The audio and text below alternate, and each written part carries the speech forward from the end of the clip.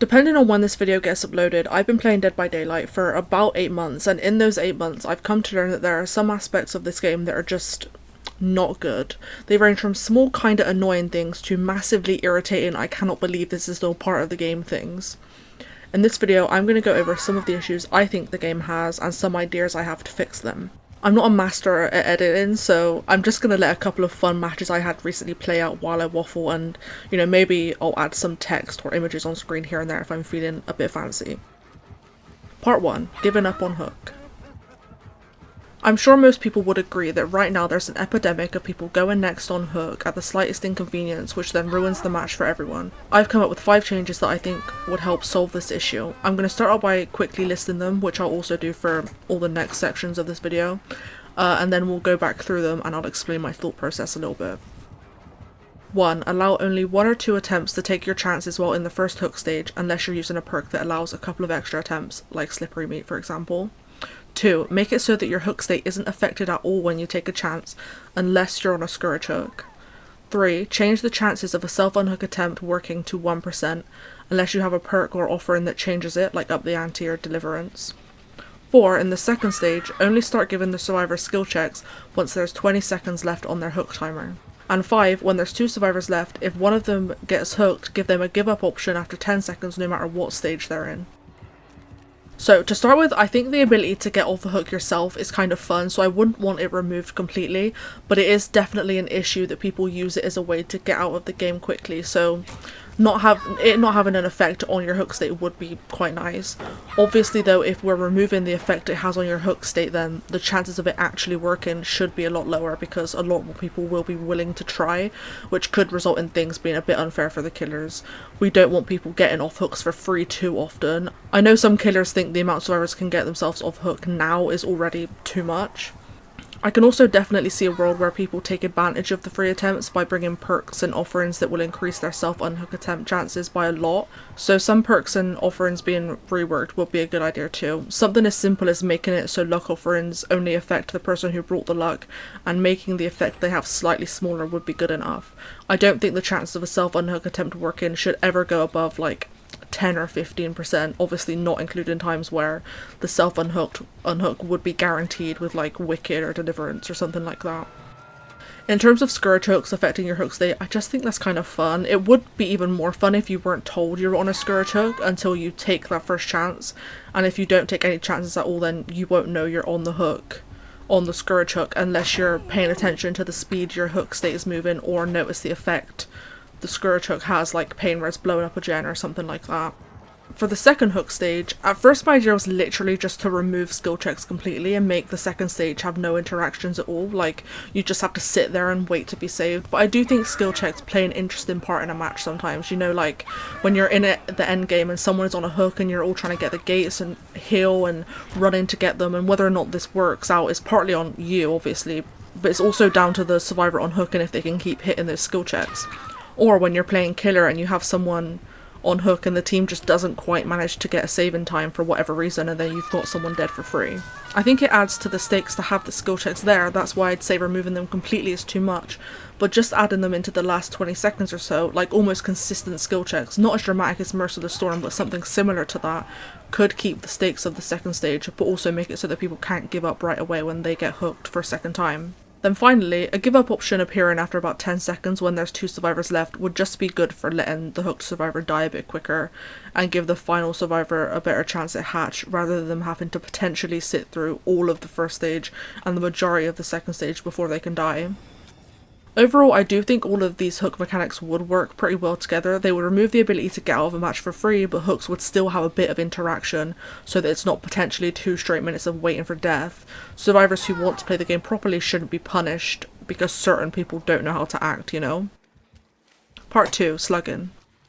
Survivors can be annoying, but so can killers, so here are the changes I would make to avoid slugging. 1. Give every survivor built-in unbreakable that can be used multiple times throughout a match. 2. Give slug survivors the option to give up no matter the game state, but only once they've used their built-in unbreakable at least one time and are at least 50% bled out. 3. Slug survivors can only heal to 90% while there's a healthy or injured survivor within 15 meters of them. And 4, when there are only 2 survivors left, give any slug survivor the option to give up 10 seconds after entering the die-in state so they can leave the game and give the final survivor a chance to get hatch. I think being slugged is so frustrating because there's literally nothing you can do to either save yourself or get out of the match unless you have a couple of very specific perks or fancy taking a disconnect penalty, which just isn't fair. It leaves the killer with basically all of the power and it's really annoying. Also, mild side note, but I find it crazy that survivors get crows when they've been slugged for too long. Like, I assume the reason that happens is so that killers can find any slugs they lose, but to me the crows imply the survivor is the one at fault. Like, when you're healthy you'll get crows for standing around doing nothing, and that's on you, but it's not my fault that I've been left on the ground to bleed out for 3 minutes. I don't know, it just gives me lack of awareness vibes from the developers. Like, you shouldn't need a mechanic where slugged people get crows because it just shouldn't be a thing that people are left slugged for that long, you know? If there's no teammate around to save them and the killer either can't find them or refuses to pick up, that's not their fault. Anyway, back to my points. The idea here is basically to make slugging easier to fight against for survivors, but not make things too difficult for killers when they need to slug. We've all been in a situation as killer where we've downed someone but can't pick up because of a pallet or a potential flashlight save, and if it were the case that survivors could just pick themselves up for free whenever, then that kind of situation would become very difficult to handle. Making it so that survivors can heal themselves 90% but not pick themselves up until other survivors are 15 meters away is the best way I can think to solve that issue. Obviously it is something that could be countered with perks like background player, but I think that's perfectly fine. With the ideas I've thought of here, survivors would in theory be able to pick themselves up off the ground about 7 times per match or more if they have perks that increase their die-in state heal speed before they bleed out, but being slugged is understandably not something all survivors want to put up with, so the option to give up once you've been 50% bled out and use your unbreakable at least once would be very nice. It's kind of like saying, you've tried to get out of this slugging situation, it hasn't worked out, feel free to just leave. Like with a lot of things in this game, I can see this being used by some players as a free way to get out of a match. I know when I play killer, if a survivor is clearly wanting to give up very early in the match, I'll often just down them and leave them on the floor, and I'd rather survivors not be able to then leave for free if I do that. There's also, I guess, the possibility that someone would go and plot to sit a corner and like just stay there until they're 50% bled out and can leave the match. I don't fully know what the best way to combat this would be, but the main thing I can think of is giving survivors crows if they're on the ground for too long without moving or healing or picking themselves up when they are able to. And then a survivor has crows, the give up option won't appear, and either a slug survivor who gets crows isn't able to give up at any point even if they start healing and the crows disappear, or slug survivors who get crows get automatically disconnected after a short amount of time. Part 3. Disconnect penalties. The next annoying thing I want to talk about is when survivors disconnect or go AFK. Here are my thoughts.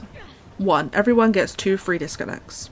2. If someone continues disconnecting after they've used their freebies, the penalty should be 5 minutes, 10 minutes, 30 minutes, 1 hour, 2 hours, 12 hours, 24 hours, and 48 hours. 3.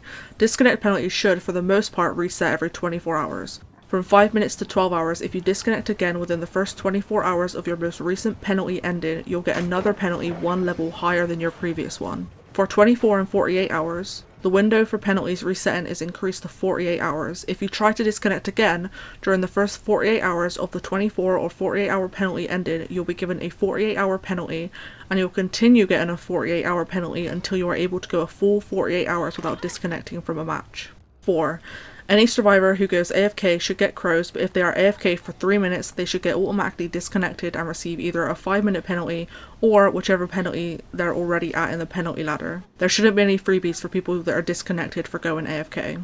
5. Anyone who gets crows should lose collision until 2 seconds after they start moving again. 6. Matchmake frequent AFKers and disconnectors with each other. And 7. Let people pick 3 to 5 maps in killers that they don't ever want to go on or be against. No matter what changes are made, you're always going to have survivors or killers who throw tantrums and want to give up for next to no reason, but I think all of these things would be a decent way to get some handle on this issue. Everyone should be allowed to leave a match they aren't really feeling, which is why I think getting a couple of freebies every 24 hours is important, and letting people opt out of going against certain killers is a good idea, but at a certain point disconnecting should be punished. If you're disconnecting 3, 4, 5, 6 times per day, then that's a sign you just shouldn't be playing the game for a while. All the changes I mentioned to do with DC penalties would also obviously only work if other changes I've already spoken about were implemented as well, because if they weren't, people would surely just avoid the penalty by killing themselves on hook, probably more than they already do. In terms of letting people choose killers they don't want to face and maps they don't want to be on, it could definitely affect queue times, especially for certain killers, but for the most part, it would hopefully make people less likely to DC or throw in the early game, because they'll be okay with the map they're on and the killer they're against. This would also be useful for people who don't like certain killers like Plague due to phobias. They could just select that they never want to face that killer and not have to worry about it again. It could also be interesting if there was an option where you could be like, I don't really want to face this killer or go on this map. If I'm in a queue for X amount of minutes, then I'll go anywhere and face anyone. I just want to be in a game. Part 4. Points, De-Pipping and Matchmaking. This section is going to be a mess because I don't fully know what I'm talking about, but these are the thoughts I have. Maybe some of them will make an amount of sense. De-Pipping should be brought back to encourage people to play the game properly, but points should be adjusted so that people pip and de-pip fairly. I wasn't playing DBD while De-Pipping was a thing, but my 5 minutes on Reddit told me that people used to pip and de-pip at weird times, and it was very annoying. Even now I think there are situations where people play well in a match but for whatever reason don't pip, and it can be frustrating. There shouldn't be a max score on any of the 4 emblems, just the max score for the match overall, because it punishes people who spend a full match focusing on one thing that helps their team just because they didn't take time out and sit on a gen for 2 minutes or whatever. Someone shouldn't be at risk of de-pipping because they looped the killer for 5 gens or because they did all 5 gens while someone else kept the killer occupied. Which emblems people get a lot of points in is something that should be monitored, particularly among people who are newer to the game. Among newer players, survivors who often score a lot of points in similar sections should be match made together. This would encourage them to branch out more and get better at different areas of the game.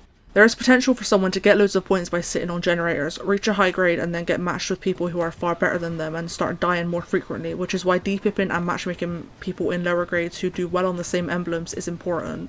A person can reach high grades quickly and get high points for sticking to 1 or 2 emblems, but they won't stay in the high grade for long unless they become a bit more of an all-rounder, which they'll get the chance to do when they're match-made with people who score highly in the same emblems as them while they're in the lower grades. Basically, people should be match-made based on their grades, and then within their grade, lower grades should be matched with survivors who score points in the same or similar areas to them, and frequent disconnectors should be de-pipping often and be stuck with each other. A lot of this is survivor focused, but I think the main thing with killers is to just match them with people at a similar grade to them and make sure the amount of points killers get encourages chases and hooking new survivors in order to discourage tunneling and slugging. People should still get blood points on the 13th of every month like usual, but if de-pipping is brought back, I don't think it's necessary for rank reset to be a thing, because the challenge will be staying at a high grade or moving up a grade rather than just going from bottom to top like it is now. I'm not sure if any of that made sense or if I was just waffling, but all I know for sure is that matchmaking right now is so crazy I sometimes don't even feel like it's a real thing. Part 5. Miscellaneous. This final section is just a bunch of things that didn't really fit anywhere else. 1. Clicking through that thing in the centre of the blood web all the time is so annoying. I genuinely don't understand, first of all, how that is only a semi-recent feature, and second of all, how anyone who works on this game thought it was adequate. There should be an option in the blood web to spend a specific amount of points on a specific character. It would also be cool to have an option to prioritise a specific thing in the web, so if I wanted to spend 1,000,000 blood points on Sable, and I wanted to prioritise syringes, all I'd have to do is type in the amount of blood points I want to spend, and then scroll through a list of things that can be found in the web and select all the ones I want to prioritise. 2. Old killer Mori should be updated to be less basic and boring, and every Mori should be seen from a third-person perspective. 3. Trappers should start with all of his traps at the beginning of a match, and they should automatically reset themselves every 45 seconds. 4. Map offerings should either be removed completely or be changed to killer only. This is probably not a take anyone agrees with, but my main reason for this is that in my experience, survivors are far more annoying in terms of map offerings than killers are, and I think killers have more reason to bring map offerings than survivors do because of their individual powers and builds.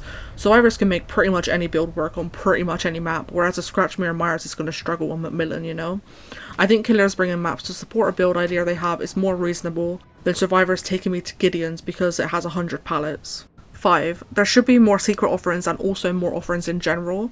I didn't have any ideas when I thought of this point, I just think more offerings could be fun, so I looked up if other people had any offering ideas, and the first thing I found was this kind of old Reddit post which has some fun ones. Right now, when you see a secret offering, it's not very hard to guess what it is, so I think it would be fun to add a few to that just to add some variety, and changing map offerings to secret could also be interesting. 6. There should be a visual cue when the spirit is phased and getting close, not just an audible one. It would surely be very easy to give her something similar to the Hunter's Lullaby that shows up when you have the visual heartbeat setting on. 7. There should be somewhere in the game where you can learn about every killer, every perk, every add-on, and also various important aspects of the game like looping certain tiles. That's a lot of information to ask someone to look through, but I don't think it would need to be massively detailed, and it wouldn't be a requirement for people to read through at all, or watch through if they added various videos to showcase something. It would be more so that whenever a survivor sees something in a match for the first time or goes against a killer for the first time, they can go to that section and get a better understanding of what it is they do, if that's something they're interested in. This might just out me as an idiot, but I remember when I was newer to the game and I went against Vecna, I saw his sphere that he sends out and had no idea what it was, so I just started following it because I thought I might be able to catch it. I also didn't know for a long time that cleansing against plague is often a bad idea, or that using a vaccine or spray against Nemesis or Wesker gives them killer instinct. I should be able to learn these things without having to play the killer for myself or watch a streamer play them. 8. I use Bond every match and it's so helpful, and I think giving everyone a smaller version of that as base kit, maybe 15 meters or so, would work wonders in terms of survivors actually feeling like more of a team, particularly in solo queue, because it'll be easier to keep out of everyone's way while in chase, or find someone if you need healing or whatever else. 9. Hex totems should be blocked for at least the first 2 minutes of a match. There's something very frustrating about bringing a hex perk only for survivors to spawn in next to it and cleanse it straight away, so a couple of minutes where hex totems have to be left alone would be nice, even if once those 2 minutes are up they still get instantly cleansed. 10. I think people put a bit too much weight on getting P100, like I don't find it like crazy impressive or whatever. But it would be fun if there was some kind of reward for getting there. A little charm only available on that character would be cute and probably my first choice, but there's a bunch of things they could do. I also was thinking it would be cool if we could go above P100, like, I don't know, why stop? 11. The audio in this game is bad, characters scream too loud, scratch marks spawn in stupid ways, the lighting is bad, and also the big bubble is very irritating. 12. They should add a little dice icon next to the perk slots, which you can click to get a random build, basically built in Chaos Shuffle, except you'd obviously have to be aware that you're the only person with a random build and the killer probably has a full hex build and is ready to beat your ass. 13. It's crazy that killers can bring knockout and hide a slug survivor from other survivors. I don't care that it's distance based, it needs to be gone. 14. Boilover shouldn't have the dropping from a heights aspect to it, it gets abused far too much. And 15. People in a non-mode shouldn't be allowed to talk in endgame chat. Okay, I'm sure I'll finish this video and realise I forgot to mention a bunch of things. Maybe I'll pin a comment of extras I think of or something, but as of right now, these are the thoughts I have in regards to making Dead by Daylight a less frustrating game. I'd be very interested to hear if anyone agrees or disagrees with my thoughts. Thanks for watching.